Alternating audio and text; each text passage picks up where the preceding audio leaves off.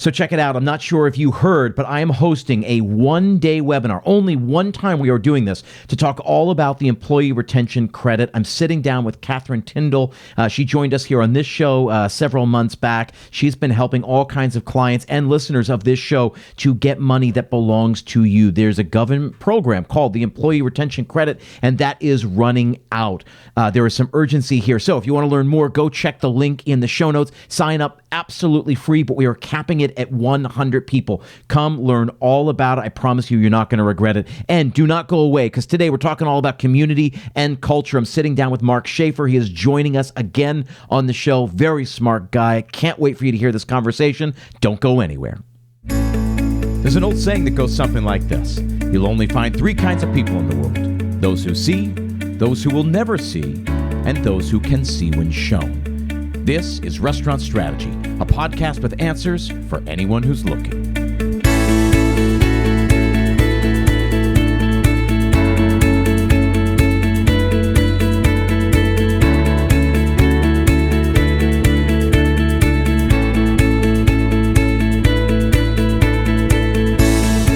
Thanks for tuning in. My name is Chip Close, and this is Restaurant Strategy, a weekly podcast dedicated entirely to the hospitality industry. We cover marketing, operations, and everything in between. Each week, I leverage my 20-plus years in the industry to help you build a more profitable and a more sustainable business. I also work directly with operators all over the world through my group coaching programs to address and overcome the specific challenges we face in our industry. Curious to learn more? Set up a free 30-minute strategy session by visiting restaurantstrategypodcast.com/schedule. Let me show you how simple it can be to run a profitable restaurant. Again, restaurantstrategypodcast.com/schedule. As always, you will find that link in the show notes. Now, we all know managing costs is one of the most important parts of running a profitable restaurant, especially now. But between fluctuating vendor prices, waste, labor, and the never-ending list of tasks that demand your attention on a daily basis, it can be challenging for even the most experienced of us to manage costs well. That's where MarginEdge comes in.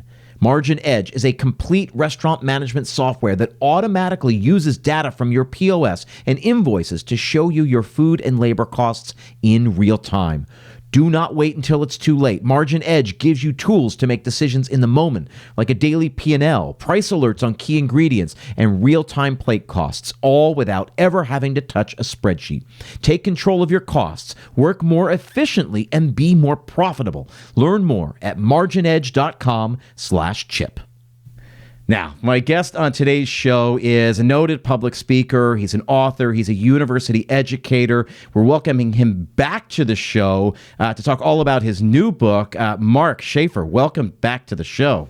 Chip, I'm so glad to be here. It's been too long, and you've always been one of my favorite interviewers. So this is just great.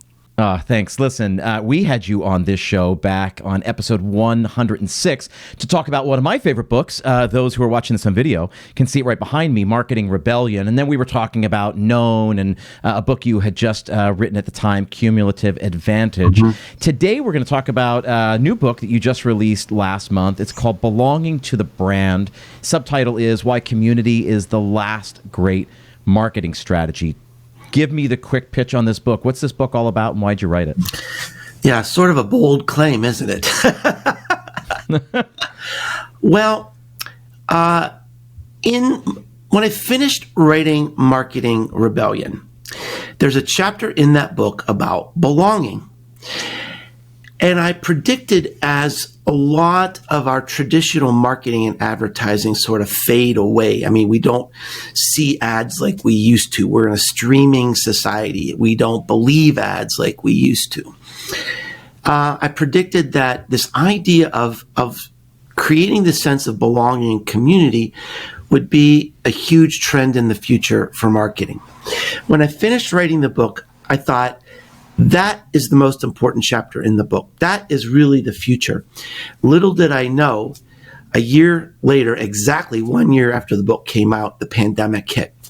And it sort of proved my theory. During the pandemic, 85% of Americans said their number one social connection was an online community. Online communities just surged.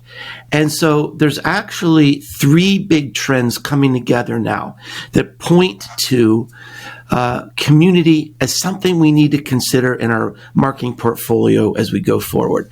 Number one is that, as I sort of mentioned, and that was the thesis of Marketing Rebellion, our traditional marketing just doesn't work like it used to.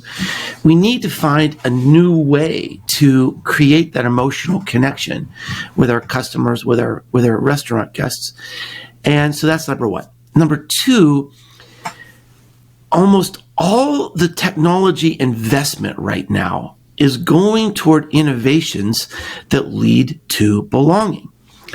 Whether it's social media or Web3 or NFTs or the metaverse. I mean, a lot of that is confusing. It's changing very fast. But when you cut right through all the buzzwords, it's about finding ways to connect and belong with other people. The last thing is, frankly, the world is just whacked out. And this was happening before the pandemic. And it's in the headlines every day.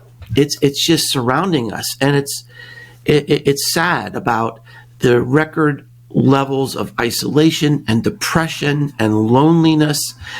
And then everything just got accelerated during the pandemic. There was a headline in the New York Times that just broke my heart. It characterized Gen Z as the loneliest generation. There was a McKinsey study that came out just a month ago that said Americans aged 18 to 24, 51% of them have sought medical health for a mental health issue. So sought medical help. All the other generations, it's 24%. Mm-hmm. So, and what really sort of, to me, it was profound. Last year during the March Madness tournament, one of the sponsors was Powerade. Powerade, it's a drink to make you go and to be stronger and to be athletic. Their whole campaign was based on pause. Their spokesperson was Simone Biles, who paused, at the pinnacle of her Olympic career because her mental health wasn't right. And so it's already creeping in to our marketing. And the amazing research, I mean, when I got into this, I spent 2 years researching and writing this book. And I learned so much, Chip. I mean, every time I write a book, it's like getting a new master's degree in something. And there's this this profound implication. Community helps you heal. Community, it helps self-esteem. It helps identity, and the strong emotional connection that happens in community. The psychological research shows it transfers to the brand. So if you're a company sponsoring some sort of community, all that good stuff that happens in the community, that good feeling, that good connection transfers to you. That's what great marketing is about. And that's why this is so profound and so important to think about. So, I mean, I love this as it relates to the restaurant industry. Certainly, I think the audience of listeners here will certainly recognize that's what we do. We create community. Yeah. We are the town square. We are a place where people convene, especially now in a post-pandemic world. I think where people's work lives have been upended, right? Where now they don't have the community of the office necessarily. Certainly over the course of the pandemic, they didn't have the community of travel. I always use my wife as an example. She's in sales. She just no longer travels anymore. So all of her connection is via phone or via Zoom, via the internet. So certainly her day-to-day relationship with connecting with community has changed, and pretty significantly. And I'm guessing that a lot of people who are listening to this understand that. Restaurants, famously, are one of the few that really have not changed, in as far as we still need people in our place to take care of them, and yet we're taking care of them in different ways as well. But talk to me about so community is a big word. Talk to me. Let's drill down a little bit and talk to me about some of the applications that you see. Well, first, as you're talking about restaurant, I wanted to pass along that, and it'll kind of like open up the door to your question. One of the I think it's the first story in the book is a food story. It's a place in Pittsburgh, my hometown, and it's been there since 1903. This was a place my grandfather shopped, and I hadn't been back to this store in 40 years, and it's called the Pennsylvania Macaroni Company. It was founded by these Italian brothers, and they made this handmade macaroni, and later they got into cheese and sausage and all this imported food. Now, I walk into this store, and it's this iconic place. And you've got the old wood floors, and all their signs are handwritten, all their sales and everything. And and they've got a counter, this glass counter, it's got to be 30 feet long, with 400 different kinds of cheese. It's a marvel, right?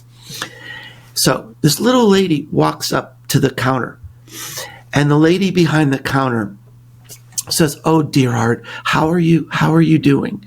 I noticed she called every single customer dear heart. "How are you doing?" "Well, not so well. My husband fell again and, we think he broke a rib." "Oh, Mrs. Sullivan. Oh, I'm so sorry for Mr. Sullivan. You know what? We just got something special in. Let me go wrap up a little something for Mr. Sullivan." So Mrs. Sullivan gets her little thing, and she doesn't leave the store. There's a little table area, and she sees some friends over there. So she walks over there, and soon they're laughing, and they're talking about their families. And as I watched this, Chip, I had this deep feeling of sadness that I wanted to belong to this. I have never had an experience like that in my whole shopping life. I would love for someone to know my name, to know my kids, to know my spouse, to know what's my favorite. I hate shopping. I get anxiety going into any kind of store. But here's the meaningful thing that I think is especially profound for restaurants. What if you were the most belonging restaurant in your city? What would that look like? Because we want to belong. This is the way we always used to shop. This is the way every restaurant used to be. It was a community, right? We went to a certain place for our meat and another place for our vegetables and our cheese and our fish, and they knew us, and they knew, that they knew our favorites. And that's why I call this the last great marketing strategy, because number one, it was the first strategy. That's how we built the love for what we do, because we knew people. And it's the only marketing that people actually want. They don't want ads. They don't want interruptions. They don't want to wait to see their YouTube video while our ad goes.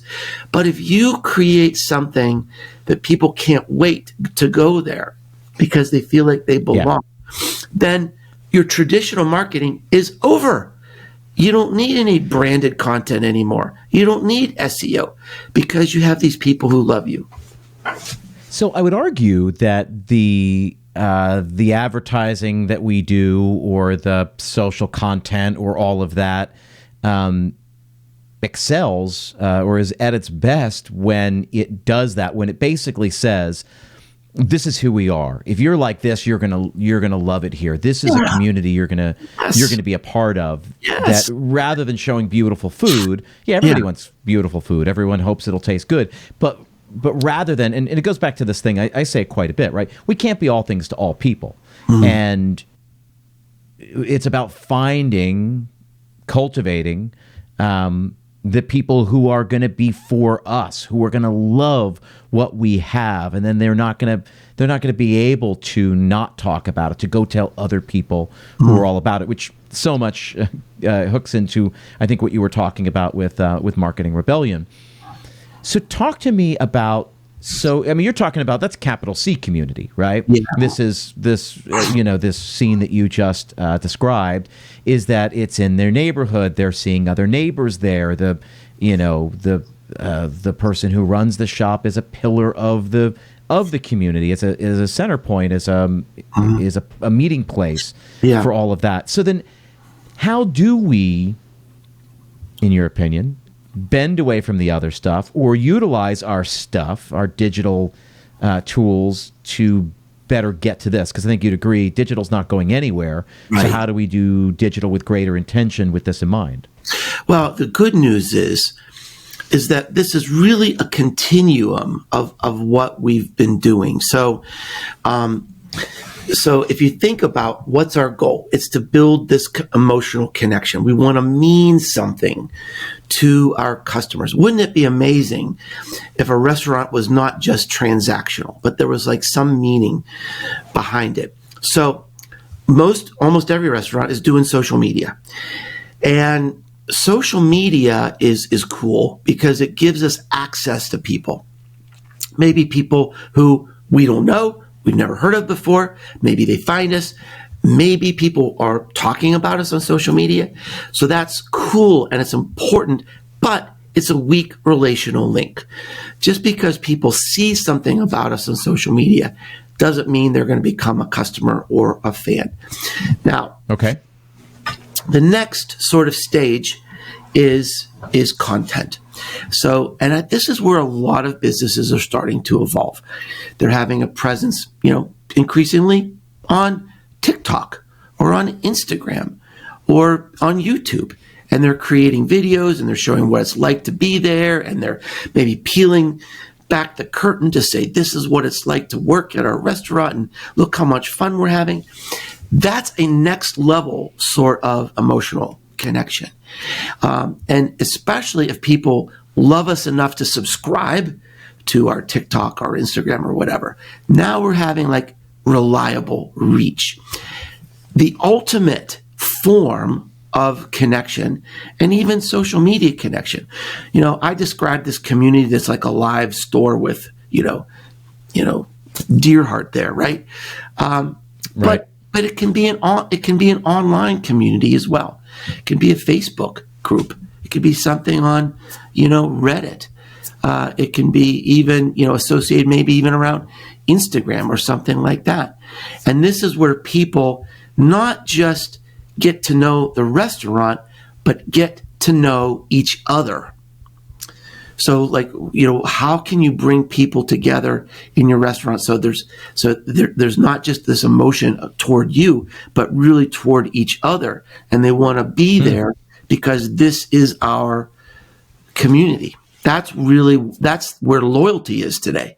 So talk to me about that, because I think loyalty is an overused word, but could be a very powerful word. So talk to me about loyalty, and especially as it relates to brand loyalty, because brand loyalty is slipping and slipping and slipping. So it is. Why? How should we think about it? Well, that's one of the things I talked about in Marketing Rebellion. And frankly, as I was researching that book, this was a shock to me because I've been in marketing for a long time. And loyalty, that's the goal. That's what we all want. And as I before I wrote the book, I was like in these doing research projects for some customers. And I kept seeing over and over again that loyalty is slipping. Loyalty is slipping. We're in a shop around culture. Who has It's the never best? been easier to do that. Yeah, and who has the best deal? And what are people talking about now? And sometimes we buy things we don't even know where it comes from. And it's like, and I'll tell you something else, Chip. The younger generation, they feel like loyalty is like manipulation. They don't want. They're suspicious of loyalty. It's like, oh my gosh, I'm in this bizarre. But that's our fault as marketers, isn't it? Yeah, because we tried to we've created loyalty. We've turned it into a transactional thing, right? You get 10 punches, you'll get a free car wash. You get 10 coupons, you get a. And we've made it transactional. And one of the things I say in every one of my speeches and every one of my books is I never tell you what to do, because look, the people out there that are working so hard in the restaurants, they have a sense of what works, and some of that stuff, having a special, having trivia night or whatever, sure, all that stuff has its place, but what the research showed in terms of marketing, the only thing that really solidifies loyalty is shared meaning, shared purpose. That's one of the things I talk about in the book. That's where community starts. So what I would be thinking about is, one of the things, I know you're from New York, and in New York, there's a lot of famous places in New York. It's like the Steeler place, or the Viking place, or the Bucks place, or whatever, right? So this is where, and there's places like this all over the city. So that's one way to sort of build a community, right? Because that's a purpose. They stand for something. They know when they go there, they're going to be surrounded by beloved friends that bleed for this sports team or whatever. Mm-hmm. And so that's just one example. But shared meaning. Why would someone go there? Why would they go there? What would be an additional reason to go there instead of just buying something? What's going to, and it could be something like trivia. Maybe unite people with trivia. People see each other, all the time. There was a story from my book about a woman who specializes in nonprofit fundraising, and nonprofit fundraising is like, if you donate now, you can get this mug, or you can get this T-shirt, and she just thought, this is crazy. We're not building any emotion. We're not building any meaning. We're basically selling mugs. And what she started to do was have community events. And they would have dialogues. They would have discussions. They would have special speakers. And what she found is that people that were donating $100 a year started donating $100 a month. Mm-hmm. Because now you've created this emotional bond. You've actually created a powerful switching cost. Mm-hmm. Because if people go somewhere else, they lose that bond. They lose that community. I love that. It reminds me of the Red Cross, right? What they did all those years ago with the cookies and the stickers. Yeah. Right. Famously, before we got our I voted stickers, you go donate blood, you get a cookie, because you got to get that blood sugar back up, mm-hmm. and you got a sticker that says, for a while it was the gauze and the tape on the arm that was sort of your badge of courage that you did your civic duty, and then it became the little sticker that said I gave blood, which then the U.S. government stole and said, and they gave everybody I voted stickers, because there's this pressure, but there's a community thing about, and I know people who give blood regularly, once a month, once every month. They give plasma twice a year, and because it's just what you do. They make appointments with then people that they meet in that thing. Mm-hmm. It reminds me of a small version of what you're talking about.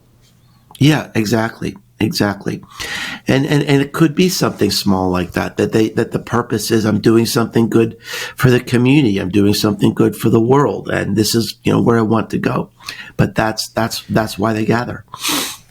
So you talk a lot about purpose, right? So talk to me a little bit more about that, because this is a word that I find is creeping into a lot of the work that I'm doing with my clients. I find it's coming up over and over again on this show. So I'm glad you brought it up here.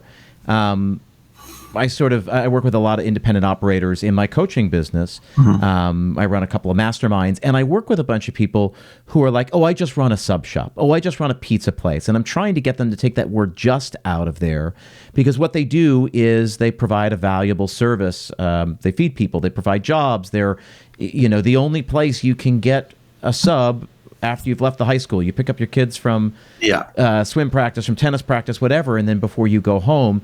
So getting them to take the just out of the sentence and getting them to understand that there's purpose behind what they do. But talk to me about purpose, because I think it starts with an owner and operator. I think it goes down to the employees, and I think it goes down to then finally the patrons, the customers. So talk to me about the relationship at all levels of that and how communities sort of can be baked into that.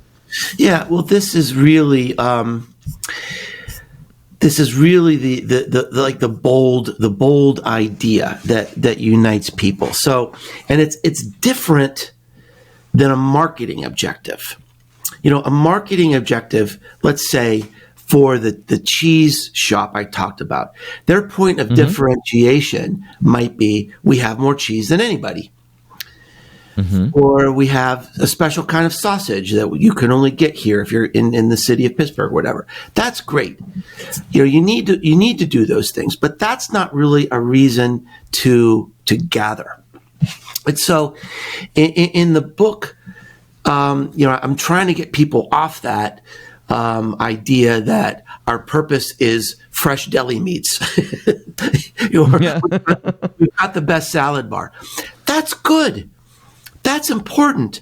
That's something for Instagram, but that's not going to really create community. And so what you need to think about is sort of like the intersection between what you do and what's important to your customers. Now, I have a lot of amazing new case studies in the book, and there's some communities that I don't cover in depth in the book because they're sort of hackneyed. But one of those hackneyed ones that I think everybody can relate to is Harley Davidson. That whole brand is built on community. They have this society called HOG, Harley Owners Group, and they go on rides together, and they have festivals together. And they all go to Sturgis, South Dakota in the summer, and they create the biggest city by far in the state of South Dakota. And the mission, the purpose of Harley Davidson is not to sell more motorcycles. Their purpose, their stated purpose is in their mission, in their marketing statement, is to fulfill dreams through the experience of motorcycles. Basically, what they're saying in a very nice way is, we'll help you be a badass. And everything they do, everything, Chip, from the top of the company to the bottom, is dedicated to one thing. Our purpose is to make you a badass, no matter who you are or where you are. Now, think how different that is from your local car dealership. Yeah. They're doing that. They're both selling basic transportation, but you could never imagine Harley Davidson having these, ads on TV. We're going crazy. Come down for the President's Day sale. They never do that. They never have to do that because that company is built from top to bottom on community. So what you need to do if you're thinking about, all right, what does this mean for me? In the book, I've got a lot of different prompts to help businesses think through. And some of the ideas are something like, what is your North Star? Why were you built? Why do you exist? An example of that is like Patagonia, right? If you think about Patagonia, it's environmentalism and sustaining the earth. It's always been that way. I Yep. know people who only buy Patagonia because they want to belong to that idea. Think about, what can you do in the world that would be better if you get your customers involved? What are the characteristics of you and your employees, and what are the common characteristics between you, your company, and your employees? This is another big one, I think, especially for restaurants. How is the world changing in a way that unites us with our community? I mean, I think probably during the pandemic, there was a certain, battle mentality that, by gosh, our local pub is having trouble. We've got to do something to save it. Well, that's a purpose. That's a way to gather. How could community serve your customers in some unique way that you're not offering today? Are there people in your community that feel isolated, but you could help them feel connected in your venue, in your restaurant? Maybe that's teens. Maybe it's people who are, lonely, or maybe they can't get out or something. So anyway, there's lots of prompts in the book, specifically in chapter 7, that get at this heart of creating something bigger than just selling food. Today's episode of Restaurant Strategy is also brought to you by 7 Shifts. 7 Shifts is a team management platform built specifically for restaurants. Great restaurants are built by great teams, and 7 Shifts is your secret weapon to better understand your restaurant, hit labor targets, and keep your entire team connected. With drag and drop scheduling, in-app communication, task management, tip management, and more, it makes restaurant work a whole lot easier. From back of the house to front of house, managers, franchise owners, and large corporate teams, 7 Shifts has benefits at every single level. Plus, it integrates with the other systems your restaurant already uses, like POS and payroll. Turn your team into your competitive advantage. Restaurant Strategy podcast listeners get 3 months absolutely free. Get started at 7shifts.com/restaurant strategy. That's the number 7, SHIFTS.com/restaurant strategy to get 3 months free and join over 30,000 restaurants using 7 Shifts today. You will find that link as well in the show notes. So you brought up Patagonia, which is a great example. What comes to mind are some of the best brands in the world, have the most loyalty, right? We talk Patagonia or Yeti or Apple or Nike or Nikon. Yeah, I mean, right? These are brands that have... I'm glad you brought up Yeti, Chip. I mean, come on. If an ice cooler can do this, you can do this. That's right. The ice cooler that's priced 3 times what its competitor, and how they succeed quarter over quarter over quarter, and now have created rabid fans who just if want to an be a ice part of it. cooler can do this, surely a restaurant could do this. So it's a great point, right? So the joke is, right, if an ice cooler can do this, there's nothing interesting, or there was nothing interesting about coolers before Yeti said, we're going to make them cool. Yeah. And yet what we do in hospitality is, by very definition, sexy. We deal with food and wine and cocktails and beer, and some of the greatest things on earth. We take great products from all around the world, take them out of the ground, we raise them, we do really interesting things with them through butter and fire and herbs and spices, and we create really incredible food at the low level and at the high level, and we create really great places for people to connect. One of the things that I say, and I don't know that I've ever told you this, but I always say that dinner is just the pretext, the pretense for them to join us, right? They said, well, I want to go on a date with you. I mean, what a genius thing this was. How many hundreds of years ago that somebody decided we should have dates at restaurants? Like, like right there, the entire industry owes some guy a thank you. That's right. I'm going to go eat. You're going to go eat. So why don't we go eat together? Just go with that. Like what if you were the best place for a date? That's the job. Yes, you're getting food, but the job they're hiring you to do is to have the best date possible. So that's something you could gather people around with, right? That's something emotional that would be quite interesting. I think the world is always changing. We know this, right? Change is obvious and ever going. But again, nobody thought to make a cooler brand cool, and somebody did. Now they're wildly successful doing it. Yeah. There's got to be the equivalent in the restaurant side, right? I think of bowling alleys. Bowling alleys 30 years ago, somebody said, "Hey, bowling alleys aren't cool. What if we made them cool? What if we turned out the lights, turned on a black light, pumped up the music, and they started doing those Saturday things, right? There's places, bowling alleys all over the country started doing the night bowl, right? The glow in the dark.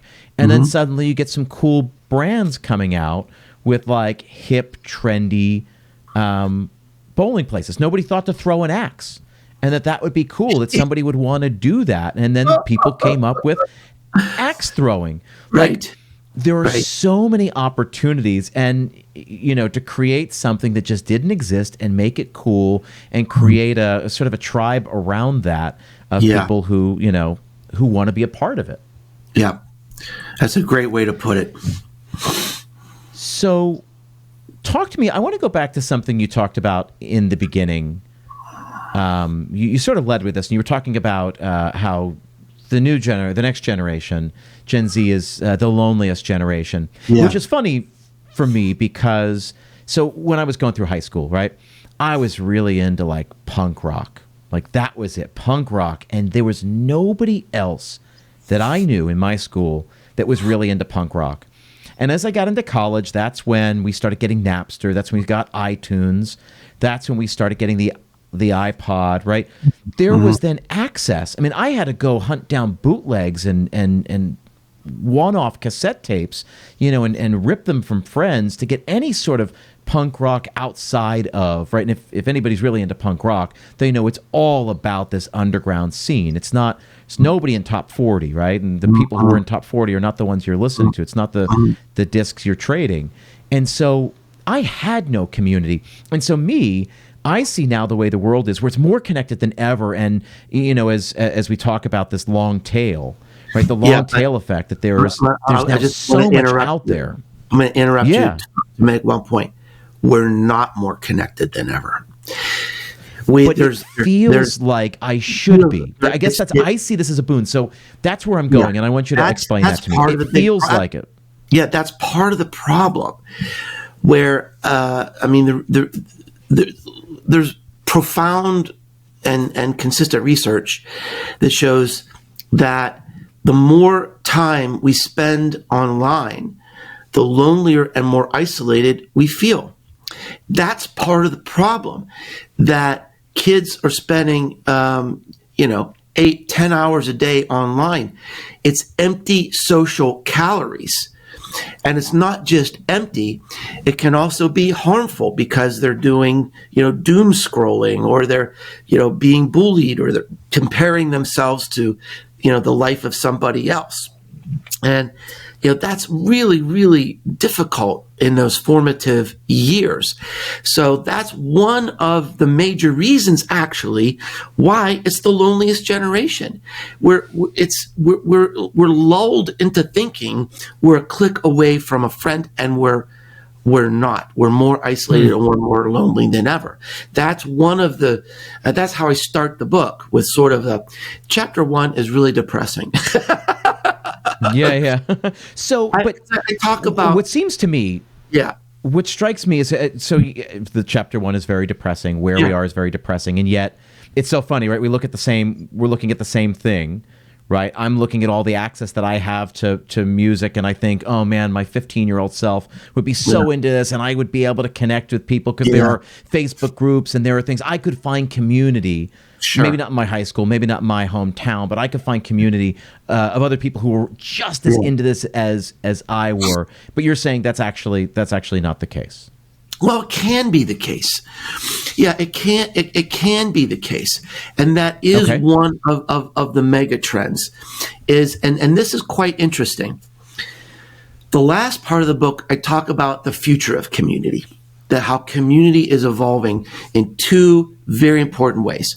One, as I mentioned at the top of our interview, technology. So technology is creating new places for us to gather. And something significant, it might be like Fortnite. We think of Fortnite as an immersive game, but it's the gathering place for many teens today. They go there to collaborate, to hang out, to talk, to play games. You can buy things there. You can trade things there. They're even having concerts on Fortnite. So it's a new space. Is that going to be someplace that, that's going to be a place for restaurants? I don't know, but it's something to think about. So that's number one, is the technology. Number two, what you were hinting at is the sociological impacts. And what I mean by that is that young people today, they are hungry to belong, but they're connecting in places that are hidden. So, if you're trying to reach younger people today, it ain't going to be through a Facebook group. It's not going to be through a LinkedIn group. It's not going to be in Reddit. They're hanging out in weird places. They're hanging out. The woman I interviewed for the book wrote an article for Harvard Business Review called "The Antisocial Social Media," that they don't want to be found. They don't want to be, bullied. They don't want to be assessed. They want their own little group. They don't want anybody to find them. And one of the implications of this for marketing is very quickly, social listening tools are going to be obsolete. Because social listening tools, they don't know if someone's at Fortnite. They don't know if someone's in the metaverse. They don't know if someone's on Discord. Discord is sort of like the new Web3 place.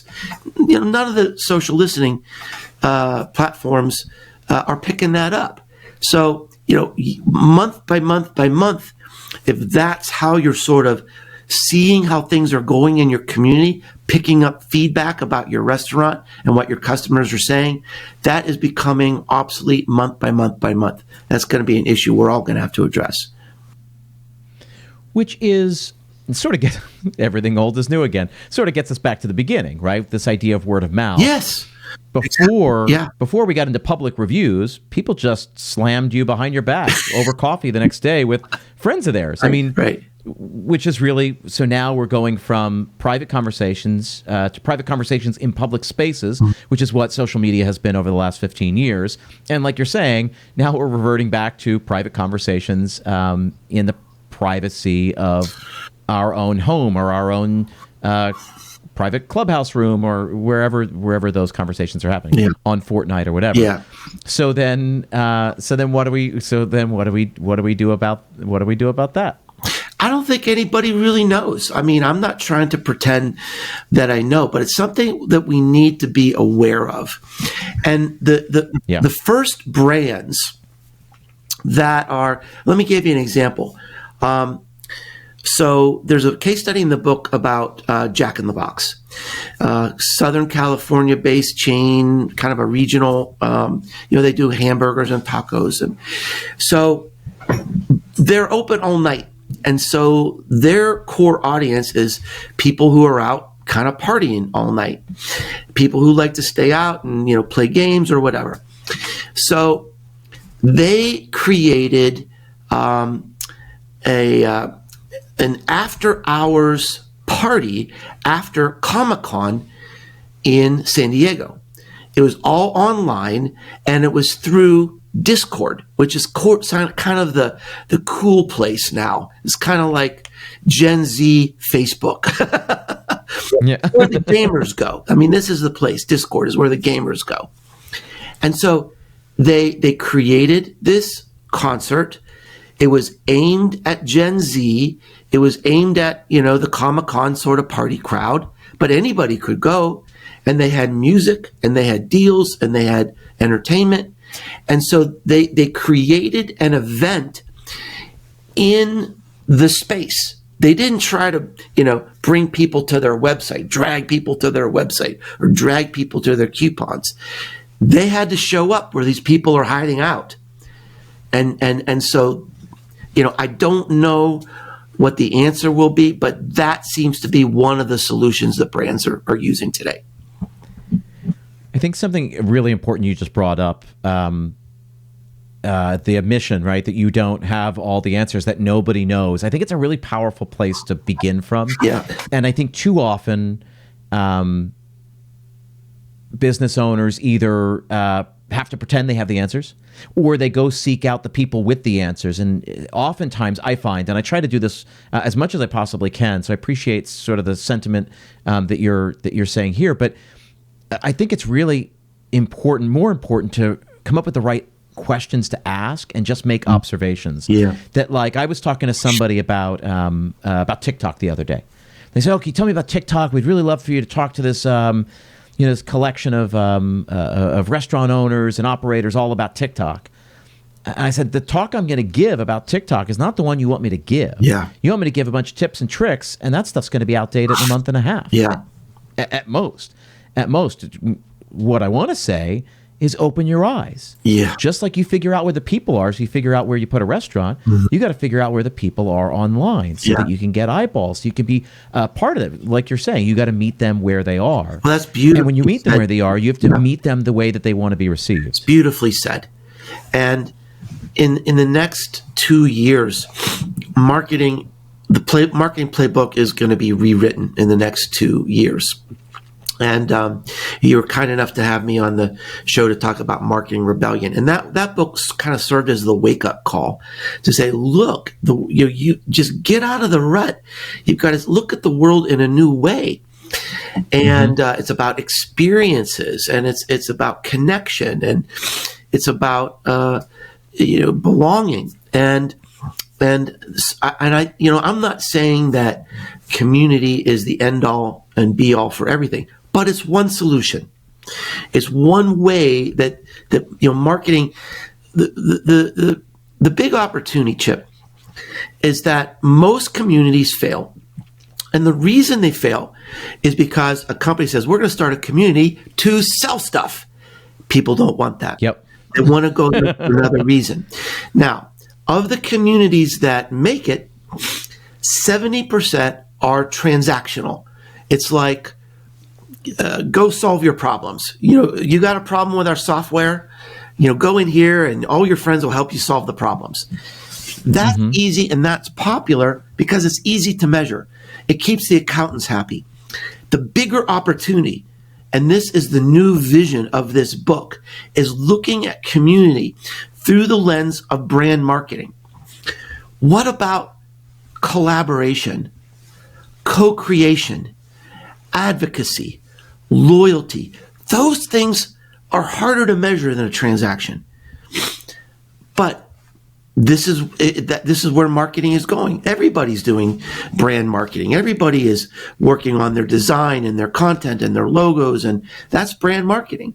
And what I'm suggesting is take some of that money and put it into community, because this is the greatest, I think this is the greatest marketing opportunity perhaps in the history of marketing opportunities, because it's the only marketing people want. It's so it goes back to that's a great point, right? It's the marketing that people want so much. I mean, Seth Godin coined this 20 some years ago, this idea of permission marketing, that everything we'd done up until that point was interruption marketing. And guess what? Most of what we've done since has been interruption marketing, right? Where people are watching a show, we interrupt the show they want to watch to show them something we want them to see. And something very powerful came out with really the advent of email, because it became much easier to do it. Certainly more cost effective, is this idea of permission. And when people give you permission, what a profound thing that is. When they tell you, in essence, they raise their hands. So much of what we're trying to do is just get people to raise their hands. Hey, who has this kind of problem? Hey, who likes this sort of thing? Who's afraid of this? Who's got a child around this age? We're just trying to get people to raise their hands, which is now what we can do better than we ever could in the history of the world. So I agree with you. There's such opportunity in what we're doing and where we are in the world right now. Yeah, thank you. And I think this is really in some ways like the next stage or the next evolution of what Seth Godin was talking about with permission marketing, because permission marketing think so. was like creating enough value that people will opt into, whatever, your newsletter.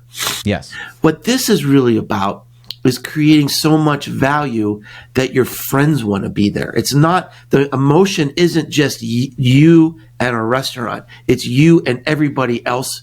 And like, it's us against the world. And this is our place. Yep. And this is our restaurant. And when you have that, Chip, you don't need ads anymore. You don't need brand content anymore. You don't need 100%. When was the last time that Nikon ran an ad? Really, Apple, when's the last time they really ran like a true ad campaign? Don't have to. Last I knew, Apple doesn't even have a social media account. It's just so, and I agree with what you're saying, and yes, and this is what I'm feeling as we're talking, that it is the next natural extension to what Seth was talking about 20-some years ago, is now, and you're right, how do we create value to get people, what do we have to give in order to get what we want to get? And now you're talking about something that's really next level, and so that I want to make sure that people understand that. So this is what you brought up, sports teams before, right? This is what sports teams do so well. You're in another market and I see somebody with a Yankees hat. Man, I'm like, oh, Yankees, yeah, nice. I got my Yankees hat, you got your Yankees hat. That's a powerful thing. And you talked about, you started the conversation talking about belonging, right? We belong to a club. Nobody else here, right? They're a bunch of outsiders, but you and me, we are insiders. And there's that moment of collusion that you see. I like that image of the symbolism of the hat, and think about what Yeti's been able to do. I remember when Yeti first came on the scene, and I was seeing like people wearing hats that said Yeti and like stickers on their laptops. I thought, wait a minute, do I have this right? Is that an ice cooler? And I was at a conference, and a bunch of college students were there, and they wanted to have their picture taken with me. So this sophomore in college took out her phone. On the back of the phone, the whole back of the phone was a Yeti sticker. Yeah, he's like 20 years old, and I said, "It's amazing. Why?" And she just went through the whole story about what they do, what they stand for, and how she belongs to this, and how she's part of this community. And even though she's a poor college student, she buys her family members a Yeti gift every Christmas because that's how she believes in this brand. She belongs to that brand. So the idea of the sticker or the hat or the shirt, what would it take for someone to put a sticker representing your restaurant on their laptop computer or on their phone, right? It's almost like a tattoo where you're telling the world. I agree. Where you're telling the world, I believe in this place. This is kind of who I am. And here's the mental, the framework and the statement they're making. This restaurant will never let me down. I'm going to display this to the world. I believe in them so much, they're never going to let me down. So that's the same sort of thought experiment I suggested earlier. It's like, what would it look like to be the most belonging restaurant? What would it look like to do something, to be something, to represent something so cool as a gathering place that people put your sticker on their laptop? I think it's a powerful exercise to go through to say, hey, what would you have to do to get people to love you that much that they would be proud enough and by the way, to wear a hat? By the way, let's not sugarcoat this. This is hard work. But you know what? All marketing is hard. This is the hardest time to be in marketing. ever. And most of this stuff that we're doing doesn't work anymore. Yeah. So, my I view think is, it's the you don't really have a choice. If you're going to work hard, do this. That's it.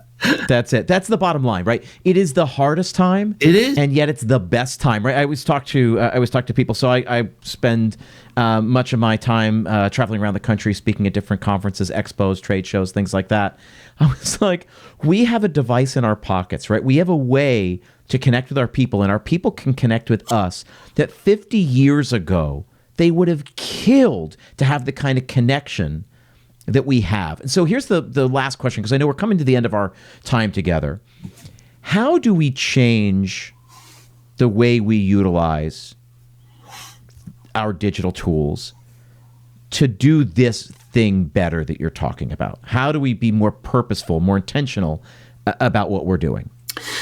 Well, I think the greatest power of community from a marketing perspective is when you're doing something so meaningful, so unmissable, that people tell each other about it.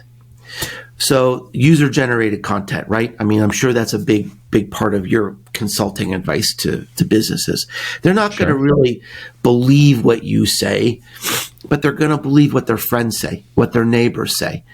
And so I'll give you an example. I think this is a powerful example of exactly how these digital tools serve this purpose. So I have a community, and the community is dedicated to learning about the future of marketing. We do experiments in the metaverse.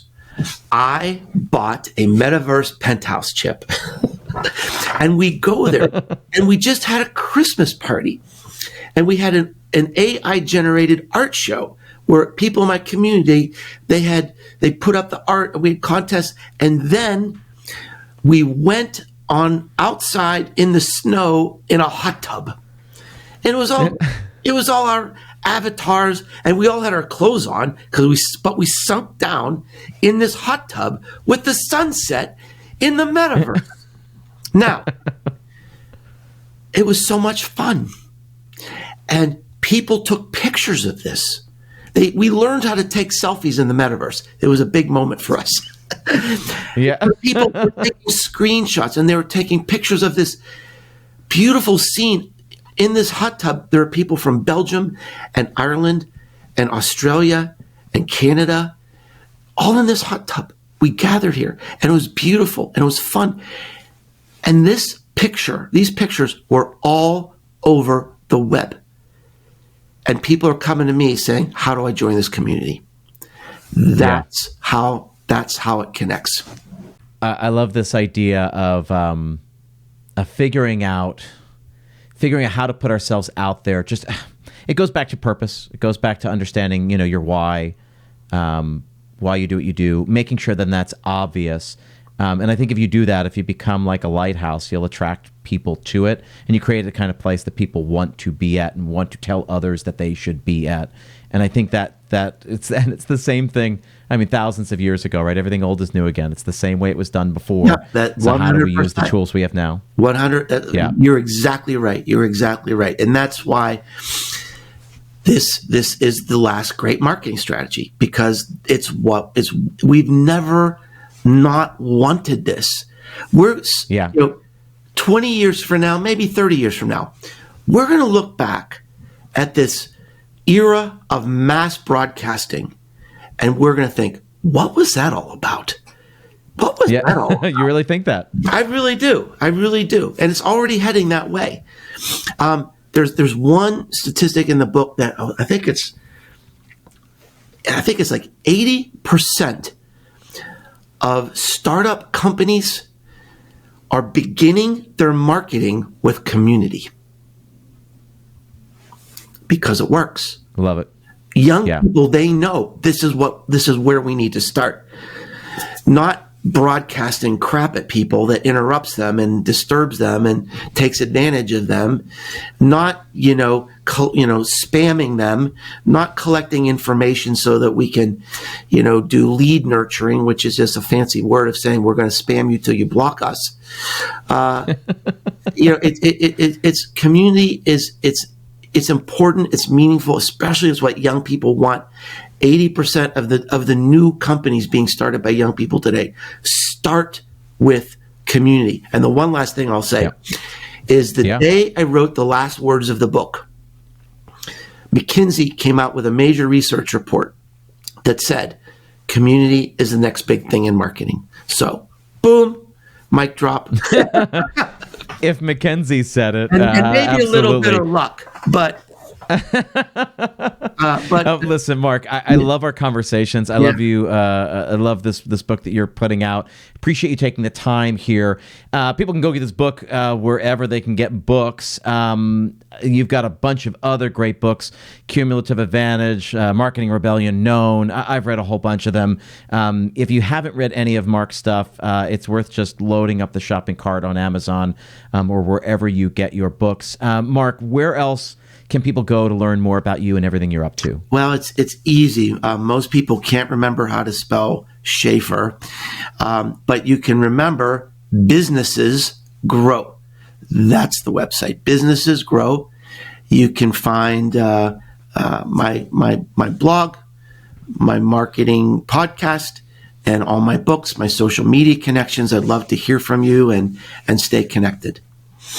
Absolutely. And what's the name of your podcast? Because it's a big one. Marketing Companion. We're in our 10th year. We're in our 10th year. Yep. It's crazy. Before podcasting was a thing. Yeah.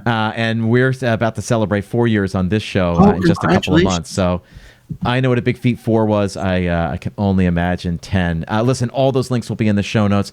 Mark, appreciate you taking the time. Any last words of wisdom for the crowd before I let you go? Well, it's probably the last show we talked about Marketing Rebellion, and the comment was the most human company wins. And when you get right down to it, the most human restaurant wins too. That's what's going to win the day in the future.